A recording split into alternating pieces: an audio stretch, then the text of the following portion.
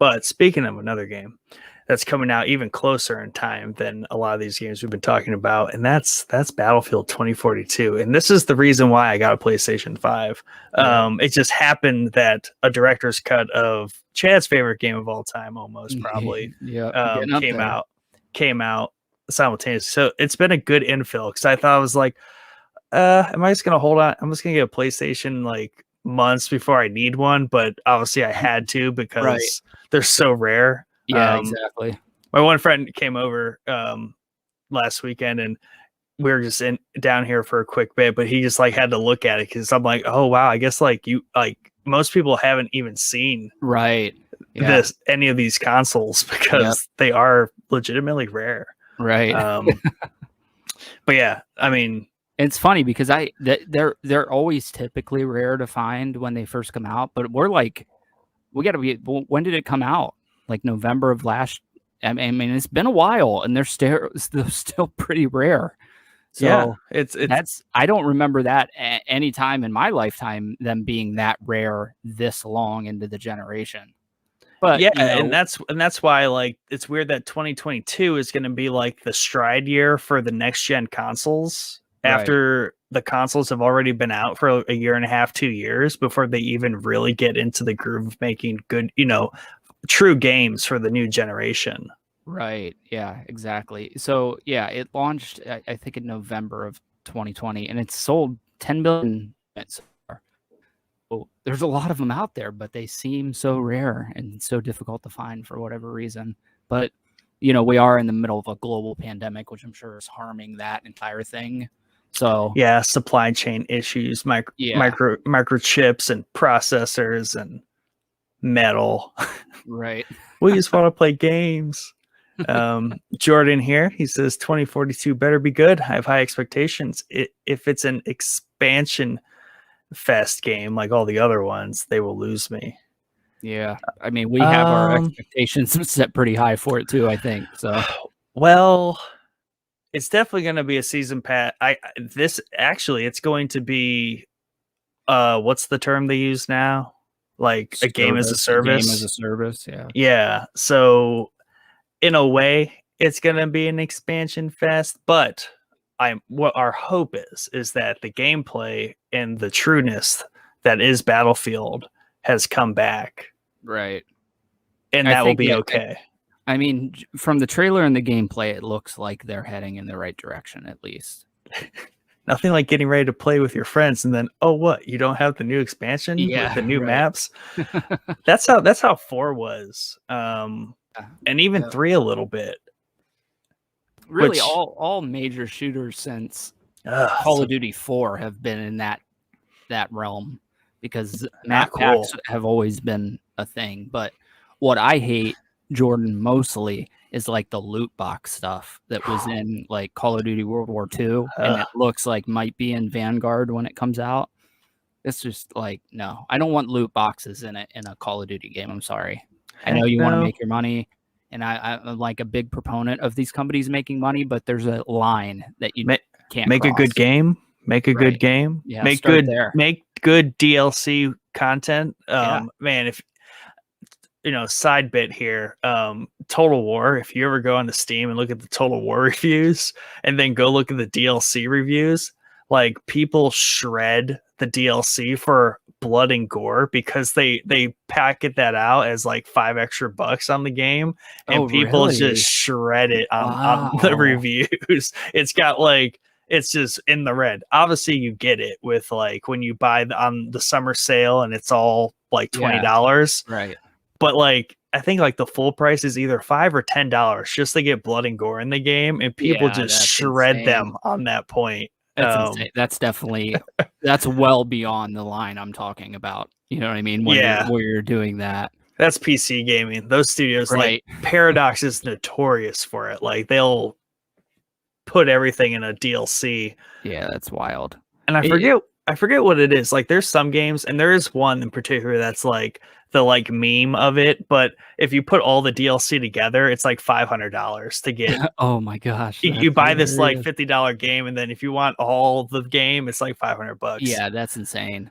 I mean, I just miss the days where DLC was like Grand Theft Auto 4, okay, had the best DLC because you got a whole new playable character, whole new playable story. So we got on the plane and you went to Liberty City? So it was Liberty City. You played as Nico Bellic in the base game, and then you played as a biker for the DLC, Johnny something. Yeah. And then you played as like a nightclub owner in the second one. It was just a nice way to that to me felt like a DLC, not part of the game that they left out to pay for it to make more money, like blood and gore or something like that. Yeah. So I miss those days, man. I can't for the life of me understand why Grand Theft Auto 5 never got single player DLC. I understand it's probably because of the success of GTA Online, but still, that game was ripe. I mean, such an awesome city to tell stories in, and they could have done anything with it. What in 4 you got on the plane and went to a different city? Where were you going? That was San Andreas, I think you're talking. No, where you get on a plane in a mission and go to Liberty City to do a mission. That's what you're talking about. Is that wow? Yeah. I can't wait for the remake of that so I can get that. It was super. That mission was super cool because you go back to Grand Theft Auto 3's Liberty City, and you go to a spot that you drove past all the time back in Grand Theft Auto 3, and a couple missions took place. Yeah, but it was during the winter, which Grand Theft Auto 3 did not take place during the winter. So there's like snow on the ground. Super cool, like little Easter egg mission to put into a game and kind of bring you back to a different city. Yeah, definitely. Back to Battlefield, Jordan says the gameplay that made them successful was simplistic gameplay. When they tried to carbon copy Call of Duty, it went bad. 100%. Absolutely, 100%. And we talked on here before. Like you're not competing with Call of Duty. No. If you're Battlefield, you're not. You're different. You don't need to compete with Call of Duty. You don't. I understand. There's like comments on this shooter. That's the shooter to compete with, right? But you're just so different, and you need to go back to the difference. You know what I mean? Yeah. The comments on these trailers is like they're like it's like they know their audience again. Right. But let's play this. It's gonna be loud and intense.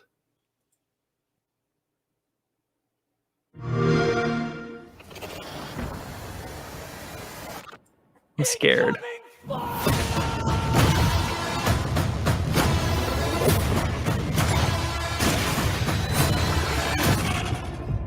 Attention all squads. The Russian troops are falling back. Do whatever you can to secure the sector. It's too big. We push them back, but not far enough. Yeah, right. Do not let them regroup.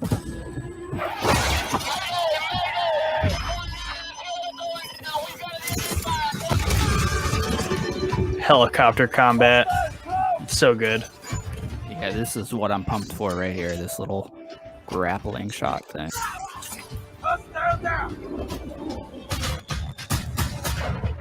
Although I have a feeling that's really going to become a headache for me as a sniper. Those stupid people with those grappling hooks.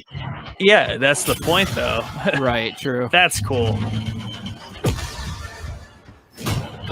The postmodern era, too, is just so smart.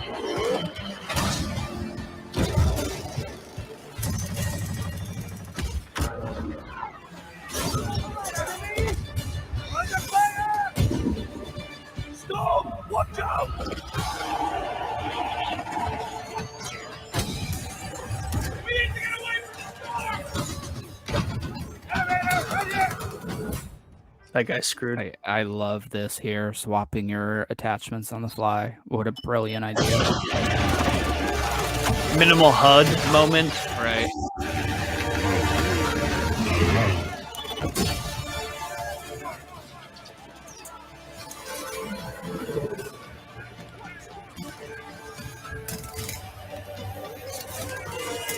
I'm curious, is that like zip line thing, is that just permanently set up on the map, or are people shooting those out? It'd be so cool if they were shooting those out. I imagine it might be like a fixed thing on the buildings that you have to do. Oh, yeah.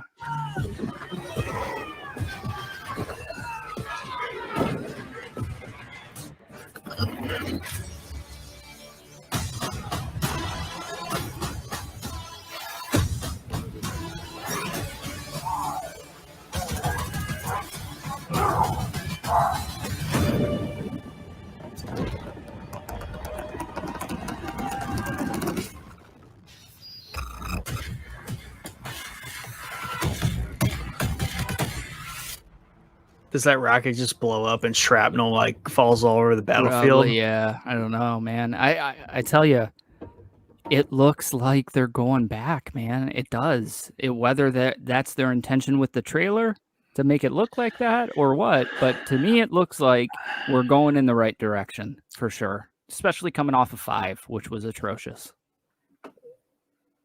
Yeah, for sure. I mean, they were going in the wrong direction there, and it was even getting weird with the old stuff. Like this postmodern, like near future is such a sweet spot. Yeah, I had a little bit of fear of that because I think of like Call of Duty Advanced Warfare or whatever it was called, where there's like jump, you could like Halo jump pretty much, and I was a little weary when they said it was going to be in a, future setting, but I think they're nailing it here. I think we're still getting that ground combat, boots on the ground type of deal. We don't have crazy jumping or jetpacks or any of that stuff.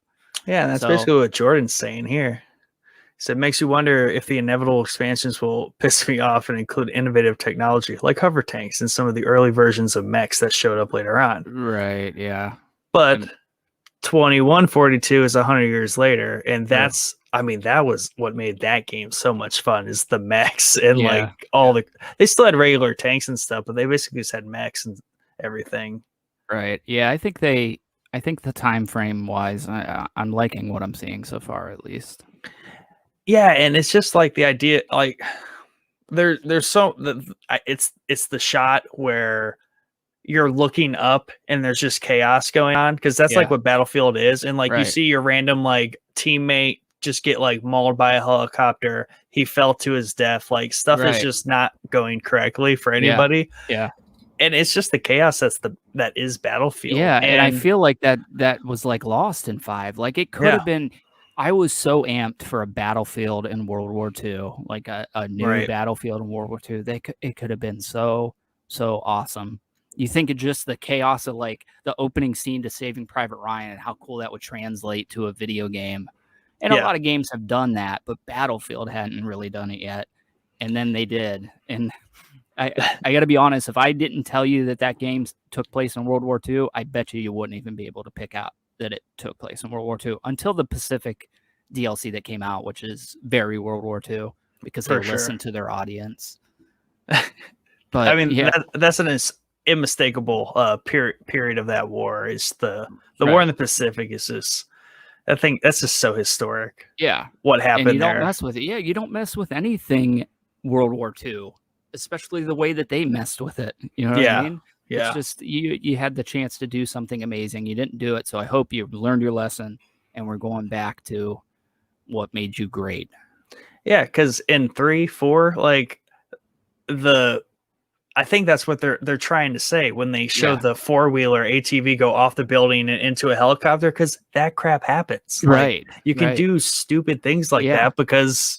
And even the trailer where they showed the dude ejecting out of the plane, shooting the rocket, and then landing back on the plane, that they took that right out of a streamer's clip and put it into the trailer. That was 3. Might have been 3 or 4. Yeah, I can't remember which. I think it was 3. Yeah, but just such a cool nod to put in the trailer. You know what I mean? Yeah, and say like, hey, remember when you used to be able to do stuff like this? Guess what? It's coming back. because I remember when the World War I one. Was that Battlefield 1? Yes. That was the last one I played, and it was just so fixed, like what was going on the map. Like, there was like airplanes and stuff going on, but it was still so just predictable. Whereas non-chaotic, whereas like Battlefield's supposed to be like chaotic, because that's what the Battlefield is. And especially 4, where you're in the building that's collapsing and like it's just mass chaos as everybody dives out, and then you're fighting in the rubble of the building. Like that's what Battlefield's about. If you're not going to do complete destructible environments like you got in like Bad Company 2 and maybe 3, I don't remember if 3 had destructible, where you could just blow anything up. If you're not going to do that, if you're not going to do that, you got to do the big things like the rocket, like the tornado, which is what they're doing. So yeah, there's destructible elements in 3. Right. Like you could blow out all the walls on a building, but the building would still stay there. Yeah, some of them not. That's when they started moving in that direction. Right. And then my other concern for this game is DICE is absolutely notoriously terrible at launching their games. They're always busted and broken, and something's massively wrong with every Battlefield that's come out. Even 4 was broken beyond recognition when it launched. So I hope the fact that they pulled a team off of a game and it was Need for Speed. They pulled them off of Need for Speed and put them on this game. So that's either one of two things. either it's broken and they need help to fix it. They need help. Send help. Or they're just making sure that we get that experience day one. It's going to be ready to go. Or we can drive Ferraris in Battlefield. Right. Yeah. There you go. Just combine them. Jordan asks, you guys discussed this before, right? This is an obvious prequel to 2142 with the storms that are changing the face of the earth, bringing the Ice Age story. 2142. Yep. Courtesy of your notes the last time we kind of spoke about this. Yeah, that's the fun part of this one where they are tying this forward. And that's another thing that's completely lost in the past editions of Battlefield is there was no larger Battlefield storyline because they don't have like a set story, but they have elements that they're trying to hit on, and they stopped doing that for the sake of Call of Duty style games. Yeah. I don't know. Yep. Then he says, I'll shut up. I swear. Don't shut up. But Battlefield Bad Company 2 is a heavily overlooked game. Yes. Yeah, that was my entry point into Battlefield. Too, yeah. And that had multiplayer. It was simple, but it was good. Yeah, it was good. And you know what really resonated with me when I played it is it felt very different from Call of Duty. And that's why I fell in love with it, because it gave me another shooter to play that didn't just feel like it was a carbon copy of a Call of Duty game. And well, then like Jordan said, they lost their way somewhere and started to compete with a game that they really didn't need to be competing with.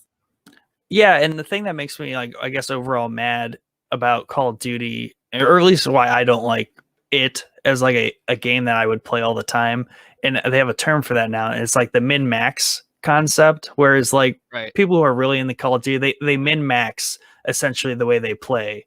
So it's just like perfect. So when something goes wrong and not like to plan, you get pissed, and it's like the game's fault, it's someone's fault, and you're angry. Right. Battlefield, nothing rarely goes when stuff does go as planned, it's so unbelievably awesome. Right. But most of the time, a lot of times things are not going as planned because the building's falling on you, a tank fell on you, a helicopter hit you. Right. Someone did something cheeky and got you killed by something stupid. It happens. Yep. Right. But that's the fun of it. That is the fun of it. So excited about this game. Now, I found this though when I was looking up trailers to play, and it's the Battlefield Portal official trailer, and this has a lot of interesting things in it. Okay. And I think it's just the hype trailer for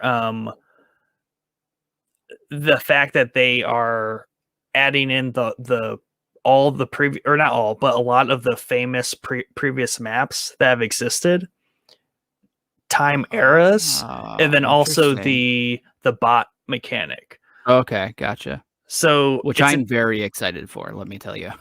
Yeah, and it was just, it threw me off because I was like, is this the tablet mode that was in 4? Right. I just thought that the name is weird, but yeah, definitely. It kind of explains itself.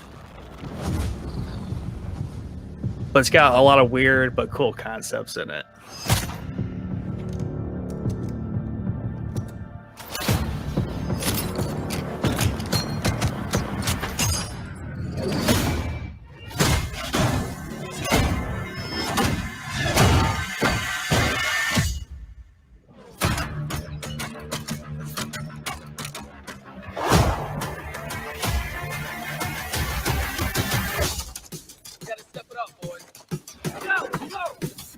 Chills.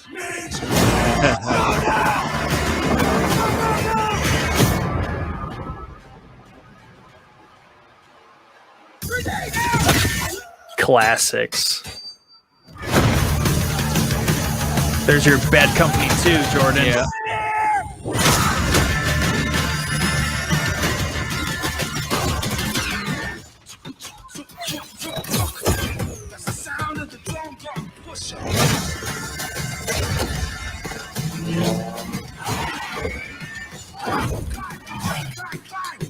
That's the sound of the going bang bang.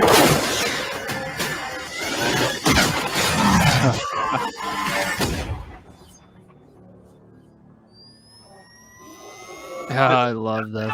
Yeah. Nice versus defibrillators. Yeah.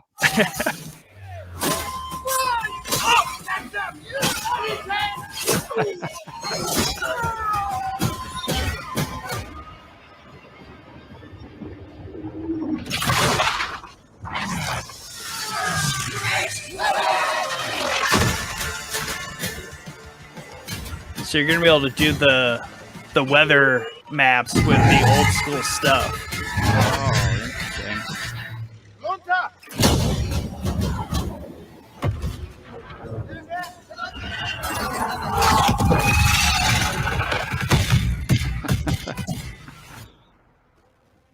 Change the rules of war.